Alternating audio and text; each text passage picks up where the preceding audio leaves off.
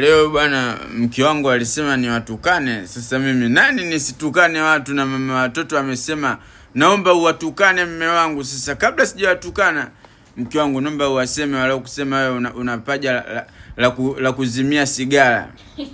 Anasema tipaja limepauka, paja halina matunzo, paja linaomba msaada. Naomba uwatukane kijamaika. Middle finger for the snitch nigga. Mambo. Poa mambo. Umesikia kwanza alivyokusema tu, nikasema ngoja nikapige bia moja. Nikapiga bia moja. Najisikia tu kutukana kwa Kiingereza. Ni watukane? Watukane. Kwa Kiingereza lakini. What I love you. Mimi nani uniambie nitukane watu nishindwe mama? Sasa hapo ndo matukana. Sisi nimewatukana. Kwani nimesemaje? Umeambia unawapenda afu unaniambia unaniambia. Kumbe nawapenda. Don't like you always. Kwa unipendi. Nae kumbe umo. Always ni yote.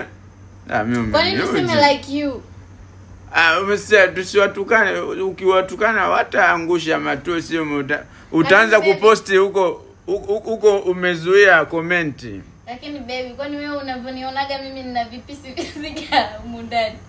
Nasema tu skuli wa kuedit alizingua kapaja kakatoka kamepauka huko, kapaja kama inapitaga treni. Mimi wameniuzi. Kwa mimi paja langu kama limepitiwa na treni. Ndio alisema kwenye komenti.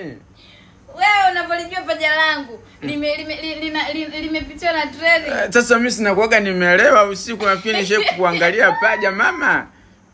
Kwa umenichoka. Na ushoga yako naye walisema angalia udada alivyopauka usoni. Anasema sio ana vidolidoli. Hii macho matatu.